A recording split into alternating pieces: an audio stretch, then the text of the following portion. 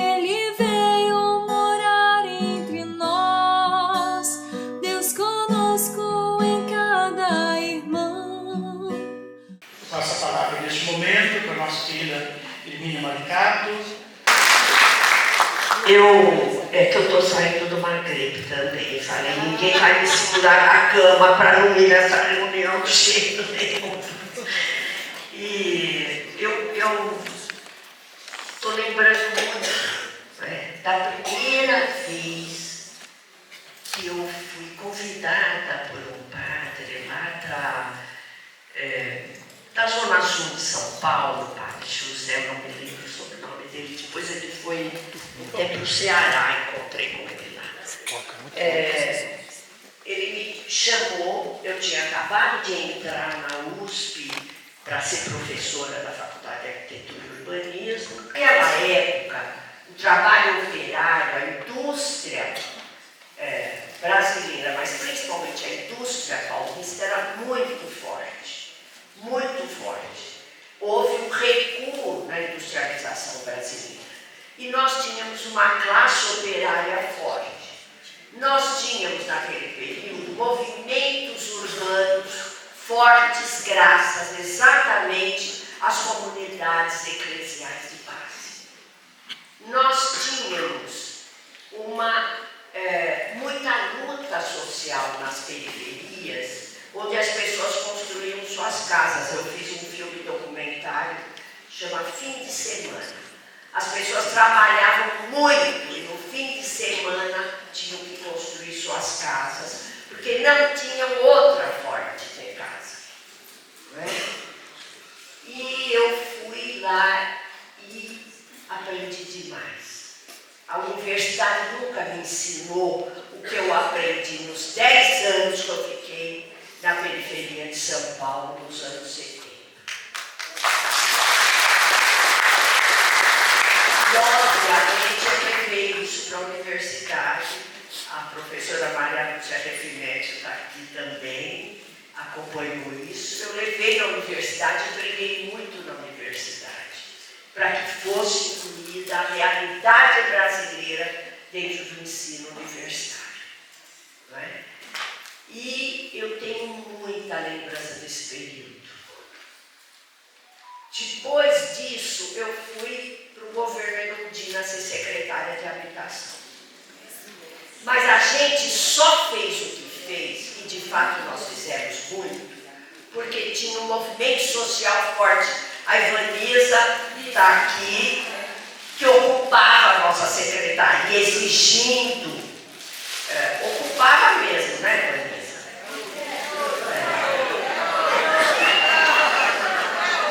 Ocupava o movimento social. Eu desesperada, porque a gente pega uma secretaria que só trabalhava, não é? o mercado e etc., e conjuntos habitacionais só comprometidos com as construtoras, etc. Né? Então, o Dito é dessa época, o Dito também está aqui, o Corrara, tem muito mais gente, desculpe, eu vou esquecer de citar muito mais gente aqui nesse período. Nós tivemos governos democráticos fortes nessa cidade. E nós não temos memória desse período. Pergunta para alguns jovens se eles sabem que houve orçamento participativo das cidades brasileiras. Tudo seria diferente se o dinheiro público fosse aplicado. Pela escolha dos movimentos de bairro. Tinha movimento de bairro. O PT, o partido do qual eu participei da construção, nasceu dali, da base, não é? Dos movimentos sociais e do movimento operário. Hoje, a questão urbana e a questão da moradia não é fundamental para os setores progressistas do país. Nós temos um trabalho para fazer nesse país. Não tem democracia se ela não passar pelas ruas, pelos bairros das cidades, pela proximidade de onde mora a população. É ali que a gente precisa se organizar. Eu vou mostrar meu PowerPoint, porque eu não tenho muito tempo aqui. Na verdade,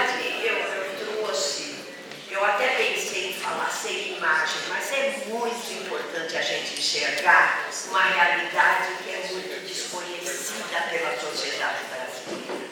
É muito desconhecida pela mídia no Brasil. Eu costumo falar muito em analfabetismo urbanístico, porque não se conhece no Brasil a escala dos problemas ligados à moradia, né? Mas vejam bem, antes de falar do que a gente vive no cotidiano, nós precisamos saber quais são as determinações gerais daquela situação. E hoje o mundo está passando por uma mudança profunda. Todo mundo tem que saber disso.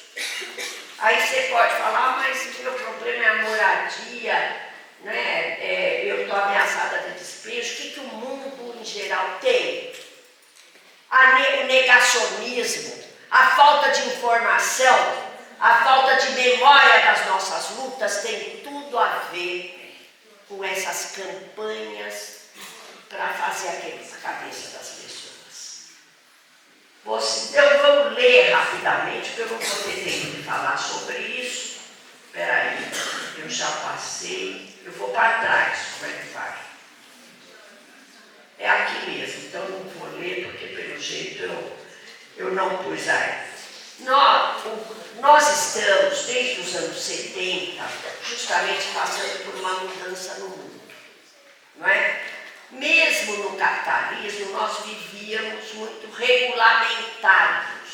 Quer dizer, você tem, principalmente no primeiro mundo, políticas públicas, um Estado forte, direitos humanos, direitos sociais, direitos trabalhistas. Como vocês pensam que os trabalhadores conquistaram férias, 13º, jornada que não tem mais, né? Cadê o celular com esse aparelhinho diabólico? Não tem mais jornada de trabalho, você trabalha de manhã à noite, né?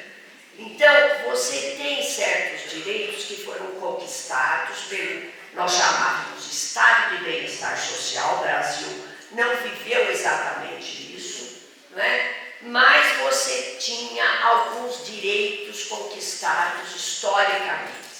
Esses direitos estão desaparecendo. A regulamentação dos capitais está desaparecendo. Hoje em dia, você não tem lei para atravessar cruzamentos, vocês já perceberam? Grande parte dos motoqueiros, por exemplo, infelizmente, e eles são as maiores vítimas, não respeitam sinalização. Essa regulamentação, a regulamentação que nós tínhamos, está desaparecendo. Você tem fraudes no mercado imobiliário, eu vou falar um pouco sobre isso depois. E nós temos uma comunicação que está desmontando toda essa maravilha que foi falado aqui no começo desse evento. Amor, solidariedade, paz. Nós estamos correndo o risco do mundo entrar em guerra, gente. Vocês estão vendo isso, não é? Nós estamos vivendo uma sociedade cada vez mais individualista. O empreendedorismo. Eu me lembro tanto do livro do Paul Singer, né? Da economia solidária. Paul Singer também foi secretário na gestão eventina, na área do planejamento, maravilhoso, né? Economia solidária. Se o emprego formal diminui, vamos nos unir em cooperativas, em associações.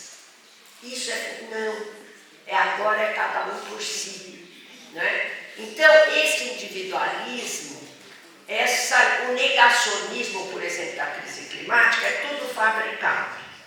Eles põem muito dinheiro na comunicação, gente. Muito capital. E o mundo está se tornando muito mais desigual do que era. E nós estamos regredindo em muitas coisas. Vamos lá. Mas vamos falar um pouco do Brasil. Eu nunca falo nada se eu não parto do que nos oprime do ponto de vista do planeta e o que nos oprime, o que da nossa história está aí, né? Nosso passado,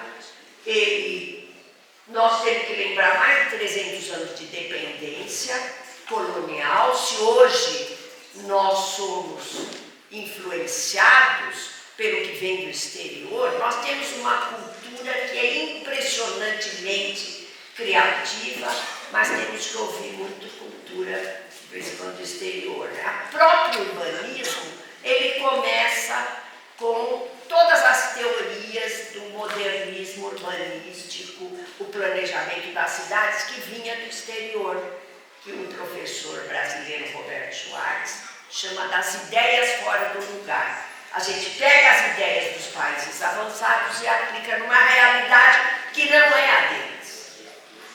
Para vocês verem como a gente é dominado, não é? Felizmente, nosso país está resistindo aí ao trumpismo, como vocês estão vendo aí, né? Vamos lembrar, então, também a exploração predatória nesse período, né, de Brasil colônia, dos recursos naturais e humanos. Vamos lembrar o tratamento dado aos indígenas. E quase 400 anos de exploração de mão de obra escrava. Vocês acham que uma memória de 400 anos se esquece rapidamente? Vocês acham que o racismo não decorre disso? Né? Mais de 400 anos, um racismo vinculado à história patrimonialista. Tem muito a ver com a propriedade da terra. Até hoje nesse país. Nós vamos ver isso. O Brasil desenvolvimentista, nós tivemos então um período de industrialização na segunda metade do século XX, né, que foi muito forte, e urbanização. Isso é muito importante. No início do século, o Brasil tinha 10% da população nas cidades. E agora não, no final do século ele tem 80% da população nas cidades. Mais de 87% dos brasileiros vivem em cidades hoje. Vivem e se reproduzem. O que quer dizer? É o cotidiano, né? É a vida vivida nas condições que a cidade permite. Não é escolha. Pergunta aí para os setores progressistas qual é a importância que eles dão para a vida nas cidades. Onde está a luta para melhorar a vida nas cidades, que inclui moradia, né? Mais de 70 milhões de pessoas vivem em 10 metrópoles. A região metropolitana de São Paulo tem 22 milhões de pessoas aproximadamente, é IBGE 2022, e o município de São Paulo tem 12 milhões de pessoas. Vocês sabem quanto tem de gente em Portugal? Perto de 12 milhões. Isso é só o município de São Paulo. Vocês sabem quanto tem no Uruguai? Mais de 3 milhões por aí. O Chile é do tamanho da região metropolitana de São Paulo. Essas coisas todas, essa velocidade desse processo de urbanização, que não foi acompanhada por políticas públicas, por exemplo, de moradia, nós precisamos saber as causas, né, dessas coisas todas. E nós temos então um cotidiano de sofrimento com a moradia, com o transporte, com a saúde, com o saneamento, com a educação, com o lazer, com a infraestrutura. E vocês vão ver que tudo isso está ligado à questão da moradia. A moradia não é simplesmente uma casa. Ela é todas essas condições ligadas a essa casa, né? Vamos lá. Bom, então vamos falar um pouco mais do que é o urbano. Essa é a favela de Paraisópolis, tem quase 70 mil habitantes, se eu não me engano, né? É uma cidade de porte médio, né, gente, quase, né? E muito bem localizada,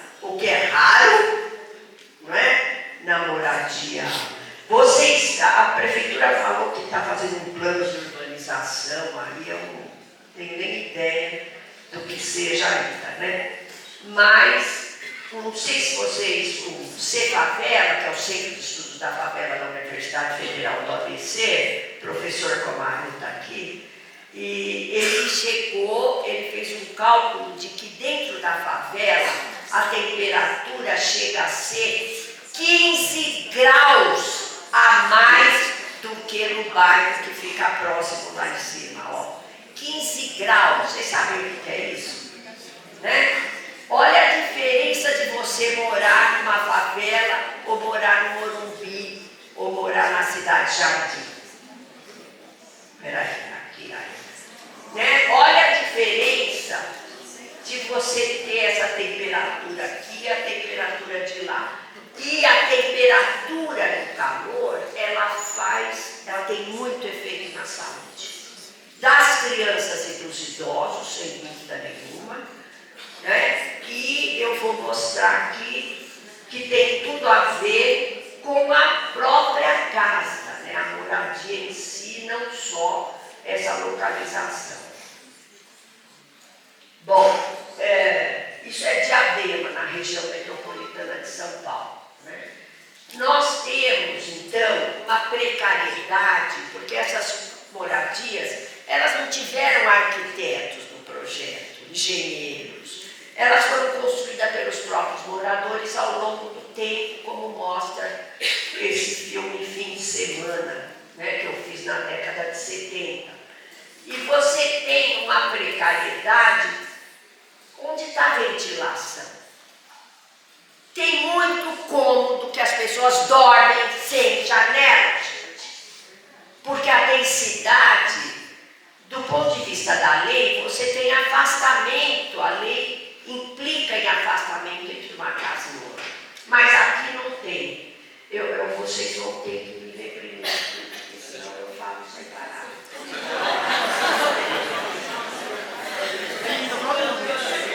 Bom, tem 9 minutos. Bom, vamos lá. Então, um dos maiores problemas da moradia é a falta de saúde. Esse é um dos maiores. Qual é o maior indicador de tuberculose no Rio de Janeiro? Na favela da Rocinha. É falta de salubridade, não tem ventilação, não tem insolação, né? Deixa eu ir para frente. Olha isso aqui.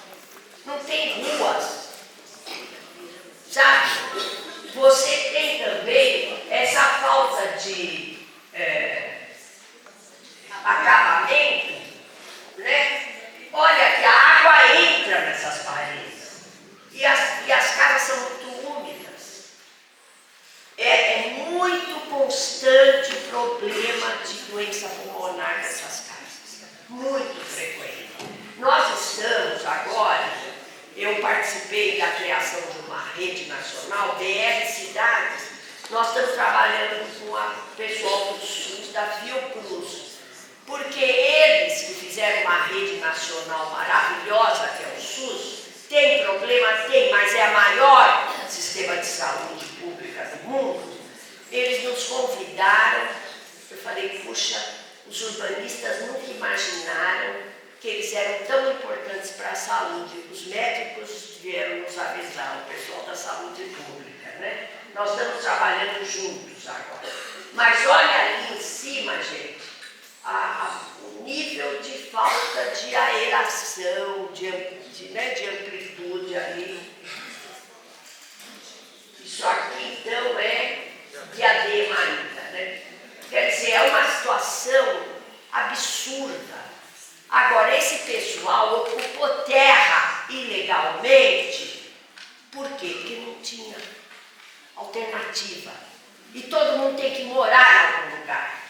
Família. Aí, ou compra um pedacinho ilegal, aumenta a casa um pedacinho, né? E o que acontece? Depois eles são chamados de invasores. E eu vi muito despejo de gente colocada na rua, de madrugada, na minha vida toda, né? dependendo de onde você mora, é que não tem coleta de lixo. Não é? Outro problema, dependendo de onde você mora, é que o esgotamento vai para os rios. Vocês viram o problema de Santos aí, que as pessoas foram para as praias e tiveram um problema intestinal? São os rios que chegam nas praias. E os moradores de favela de beira de rio, é proibido ocupar beira de rio. Você não sabia? Não. É área de proteção permanente que a gente chama. Por lei não pode não. Isso aqui, ó. Esse povo não sabe que é proibido?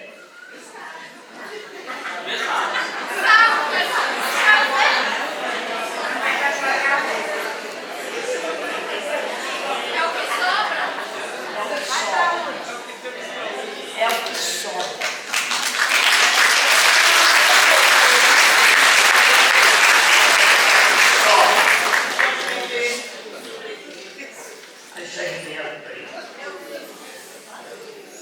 Outra questão é a questão dos escorregamentos. Nós tivemos esse problema na Prefeitura de São Paulo. Não é? Eu não vou nem contar o caso, mas nós tiramos 5.000 pessoas em um mês de áreas de risco, porque a Erundina não queria saber, ou tira, ou eu não quero saber, tem que tirar as pessoas de área de risco. Né? E muitas prefeituras, depois eu andei muito pelo Brasil, tem o número de pessoas em área de risco. Mas sabe como é? Para tirar, você tem que ter um diploma. Não é? E olha isso aqui. Isso é uma tragédia aqui em São Paulo. O nosso reservatório de água, nós temos 2 reservatórios ao sul, que é a Billings e a Guarapiranga. Aqui que eu comecei minha militância. Por que esse povo ocupa a área de proteção dos mananciais? Não tem alternativa. O mercado imobiliário não pode, a lei não permite. Então eles não vão para lá, o mercado legal, formal, é o que sobra para a população pobre. Tá certo? Isso aqui é uma foto bem antiga. Então, eles são chamados de invasores, não é? Ilegais, e são mesmo ilegais. São. No tempo que eu fui secretária de Habitação de São Paulo, eu fiz um cálculo, mais de 50%, minha gente, da população de São Paulo não ganhava o suficiente para comprar uma casa no mercado. Mais de 50%. Nós não estamos falando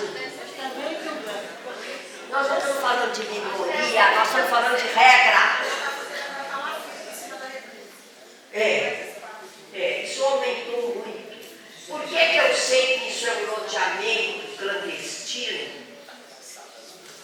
Ruas e lotes, dá para você perceber. Tem umas favelinhas lá em cima, lá, né? Mas é um ataque ao meio ambiente, que é feito por quem é vítima. Não é invasor, não é agressor, é vítima. Não é? E essas áreas ocupadas, elas começam a ganhar valor de mercado, aí a população é expulsa. Se a área não vale, aí você pode ficar. Bom, e o que eu queria falar, esse slide também bem antigo, de uma periferia antiga, é que favela não é o maior problema do Brasil, porque 8% da população brasileira está em favela. Perto de 16 milhões de habitantes. Tudo bem que eu acho que está um pouco subestimado esse levantamento, mas a maior parte é isso aqui. É autoconstrução em parcelamento ilegal, que hoje está na mão cada vez mais do Estado paralelo. Né? Bom, vamos para frente.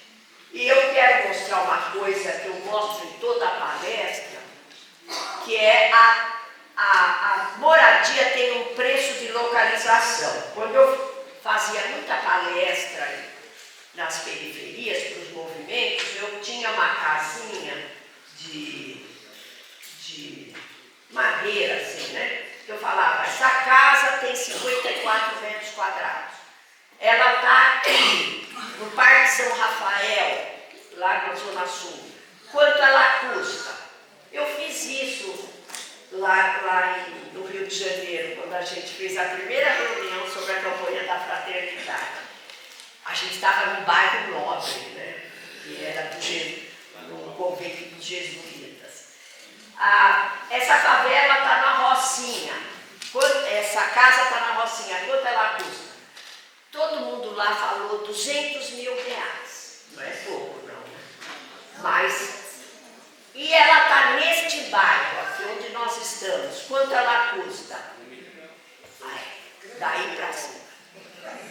É a mesma casa. Vocês estão entendendo?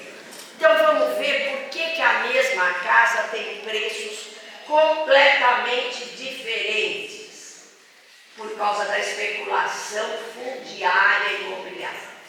São Paulo, minha gente, vocês conhecem o mapa? Tem forma de apontar? Aonde? Oba! Aqui é o centro, principalmente noroeste de São Paulo, né? Centro-oeste. É onde o metro quadrado do chão ou do imóvel é o mais caro, tá? Vocês perceberam aqui, né? Eu não vou falar o nome dos bairros, que não precisa. Aqui nós temos as duas represas que eu mostrei, ó. Que é a área de proteção dos mananciais. A bacia da represa é proibido ocupar para manter a qualidade da água, certo? Senão você tem esgoto e lixo indo para a água, né? Bom, agora eu vou mostrar o mapa do emprego em São Paulo. Olha onde tem mais emprego, gente. É mais ou menos a mesma mancha, né? Olha as represas aqui. Agora eu vou mostrar o mapa de moradia da população preta e parda. O que vocês acham?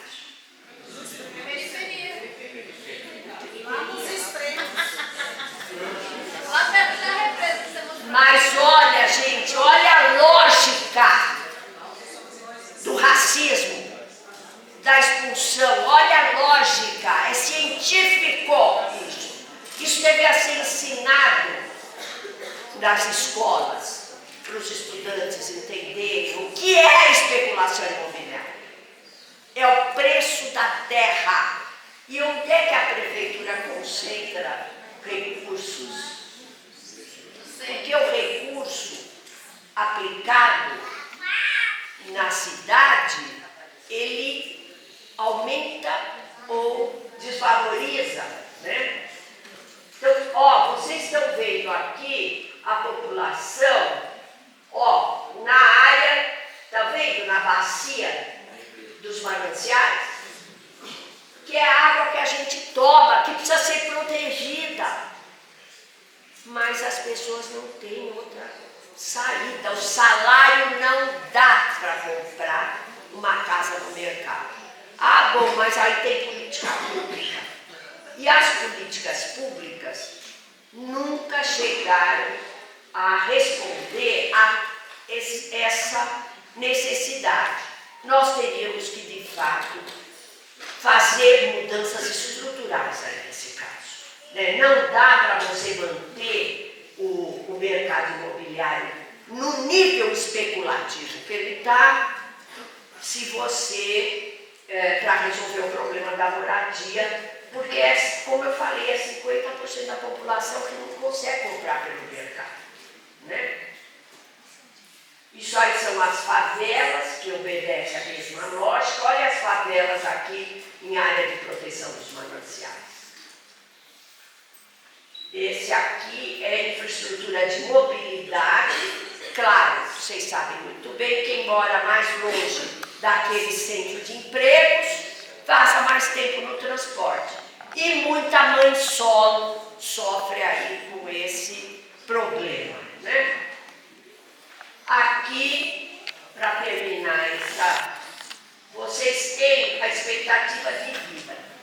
expectativa de vida é uma média de anos que se espera que a pessoa vai viver quando ela nasce. Então, vocês estão vendo, a vida média de quem mora no extremo da Zona Leste, 57, 59 anos. E quem mora lá no Jardins, hein?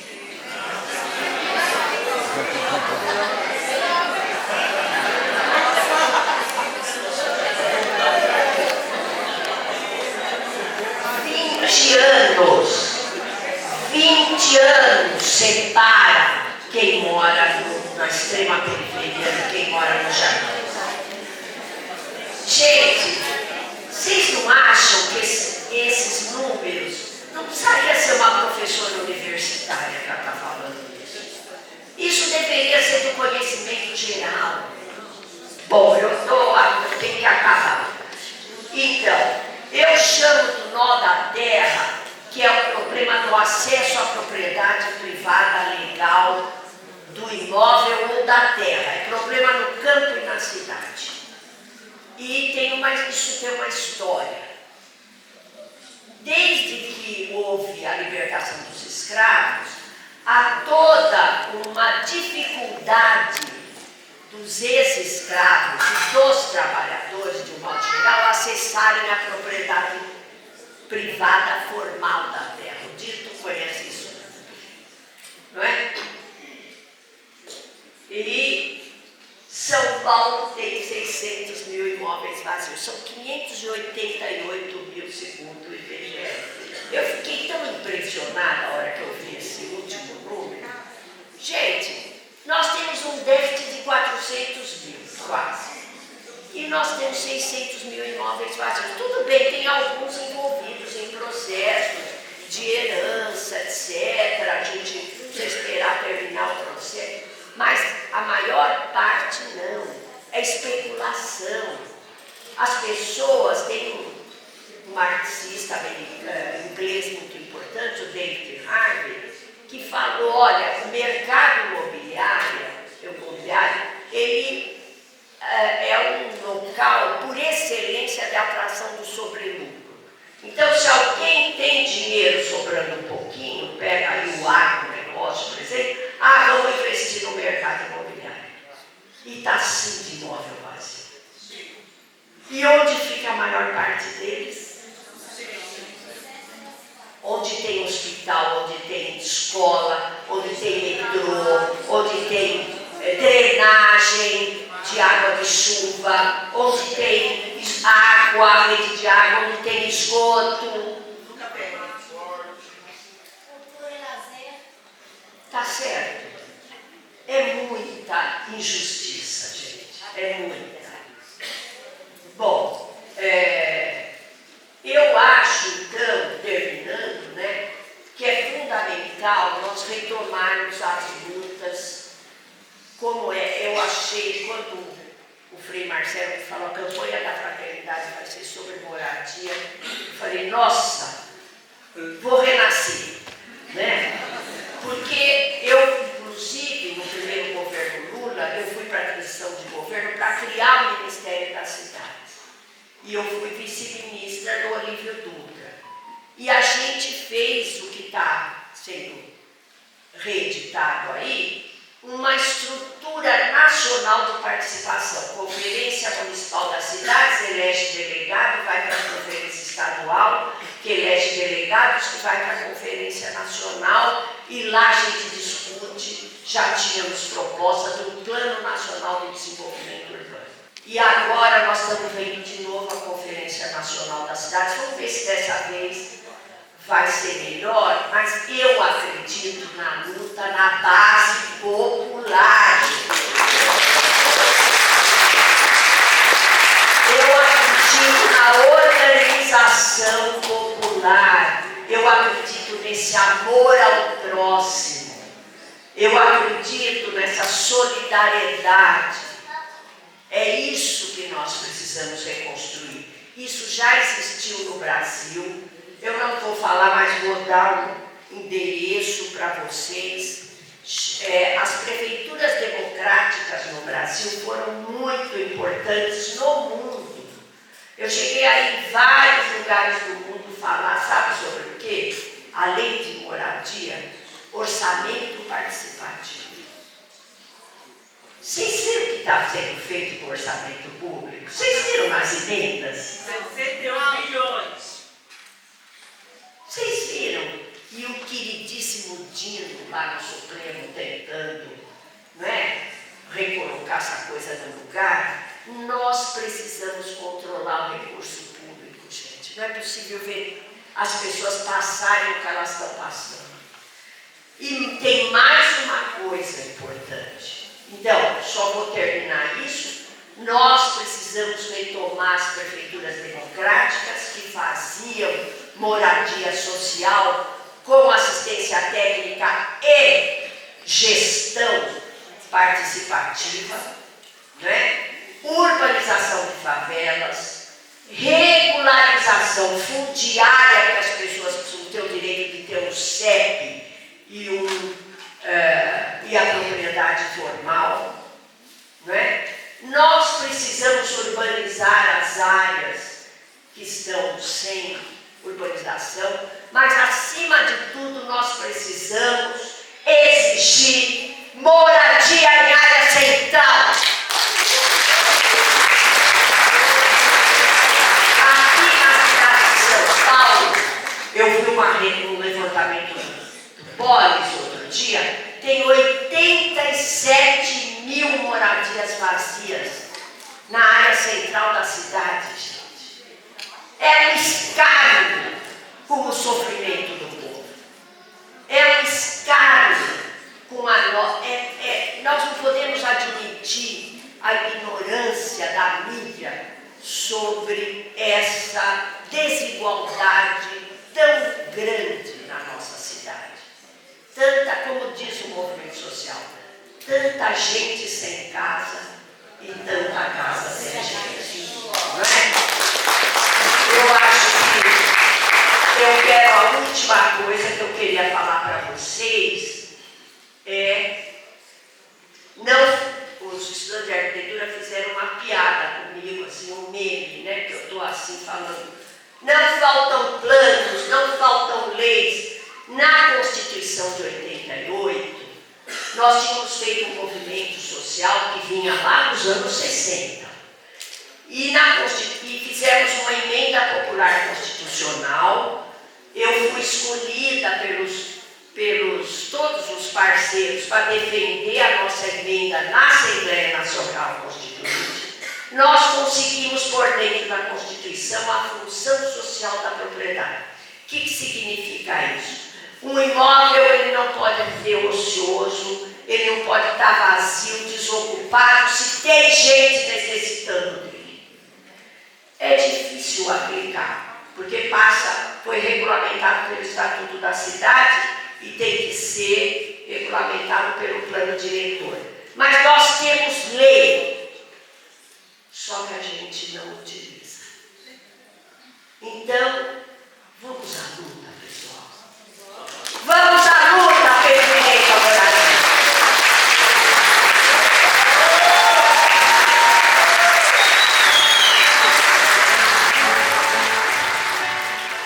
Moradia é um direito humano. Moradia é vida. Morar é um direito. Moradia é direito, é fundamental. É tudo. É você poder voltar para casa. Moradia também é um direito. Moradia é roupa da família. Moradia é essencial e moradia já. Ele veio morar entre nós, Deus conosco em cada irmão, por um ar de amor e justiça, nosso culto as nações ouvirão.